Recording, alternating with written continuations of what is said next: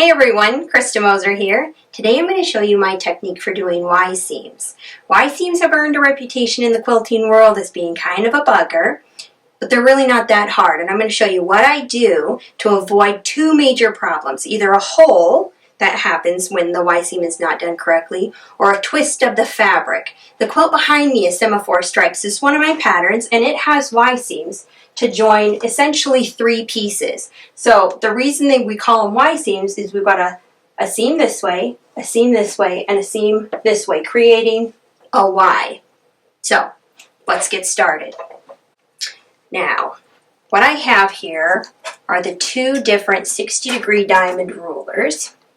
We've got the mini one, and we have the large one, the original one. And both of them have this unique feature. There's a hole at the 1/4 inch angle right here that's perfect for putting your fabric marking pin through to mark our Y seams.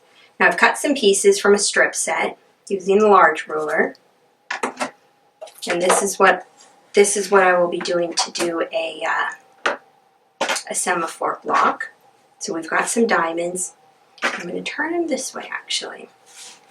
So this is how we'll have them come together. So we need to mark these spots to sew these seams. So starting with the back, this is the way it's going to go. We need to mark a 1/4 inch there. So I'm going to lay the ruler down here, and my hole in the ruler will get me a perfect spot, because when I sew, I'm going to sew from here up to that spot and stop. Actually, I'm going to do a little back stitch there. And once that is done, we'll press the seam, we'll sew this seam, press it open, and then we'll fit this piece in. So I'll show you how that works. Just like this. I've got my mark. I'm going to grab some straight pins here. I'll put one of them right through that mark, and then I'm going to pin my intersections in a couple other places.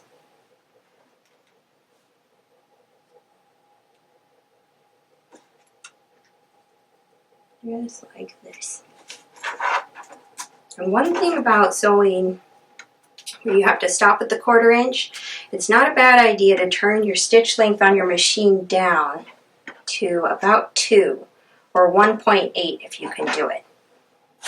Okay. So I'm putting this into the machine, 1/4 inch seam. I've lowered my stitch length down to about a 2. And I'm just going to do a little back stitch to start. And pull the pins out. And one thing I like to sew with is a stiletto tool. This pointy little tool creates almost like a really pointy finger that can get a lot closer to the pressure foot then. It holds seams down.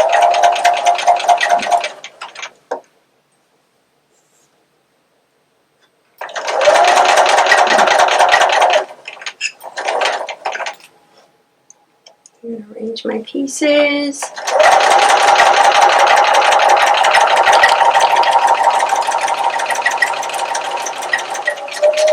I'm coming up to that marked dot. So I want to drop my needle right into the dot, and I'm going to do a little back stitch, just 2 or 3 stitches back.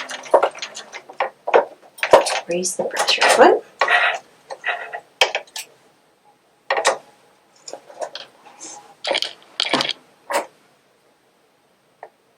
And here you can see, stop right at that dot. And so the seam splits at the last 1/4 inch. Now what I'm going to do is I'm going to press this seam wide open. And it's a pretty good idea to use some starch there too, to really hold it open. Okay, now I have it pressed, nice and flat. Use some starch so it stays put. And then you see that splits because I stopped at that 1/4 inch dot. Okay, we've got one more dot to do right here. using this ruler again, I'm going to put my hole right in that angle.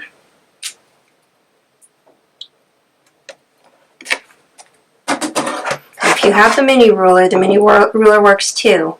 It's got the same hole in the very same spot, right there, 1/4 inch. So here is how I fit these in. I turn this over and this piece over. I'm going to start by sewing this first row here, and I want that dot to be right over my seam line. So I'm going to take a straight pin, and I will put it through the dot, and then I'm going to put it right into the seam line there. So they match. I'll just pull it back. I'll put a couple more pins up the side.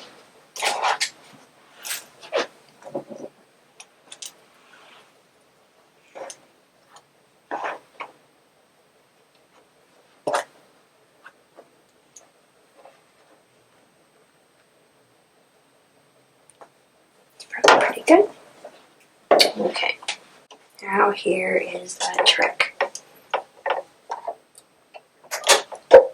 Sew down the first side, back stitch a little at the front.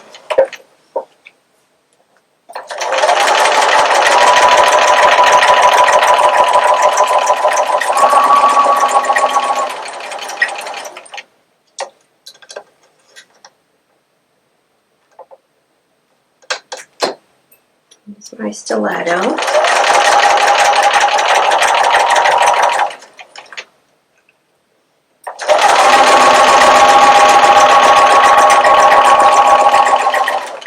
As I approach that dot, I'm going to check and see that my seam did not fold over. I want to make sure that seam stayed open. That's important. I'm coming right up to the dot, and I'm going to put the needle down. I'm going to lift. See, the needle is down. I'm going to do one more stitch. And look. Okay, the needle is down and it's down into the seam. That's perfect. Now with my needle down, I'm going to pick up this top layer and I'm just going to swivel the bottom layer around. And kind of arrange this so it's out of the way. And look to see if I'm matching on the underside, and it sure is. And now my final seam up the other side.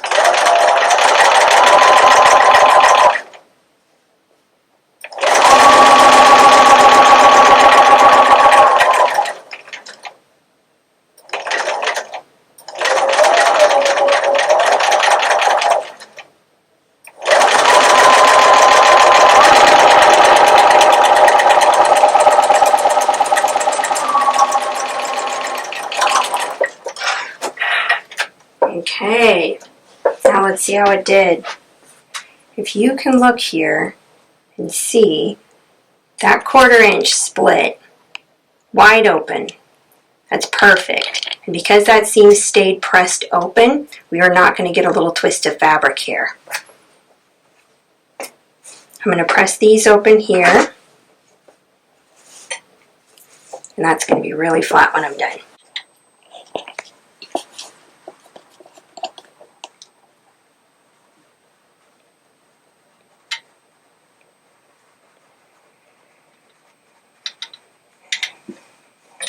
Press the first side.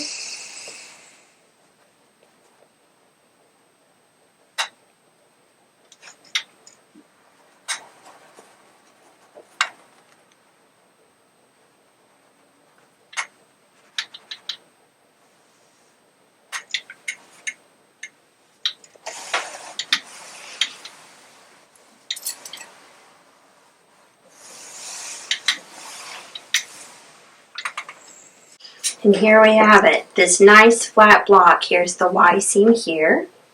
And see how flat that is? There's no twisting, there's no hole, and the reason there's no hole is when I did this first seam, I did a back stitch here, so that seam didn't split open any wider when I went to do this seam.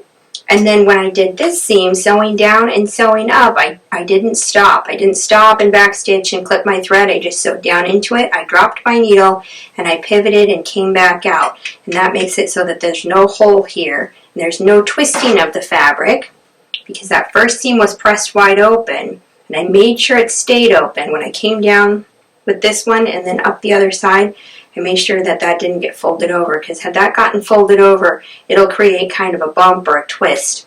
And then I pressed these seams open afterwards, and you can see I kind of was able to flip-flop these seams so it sort of creates a flat pinwheel.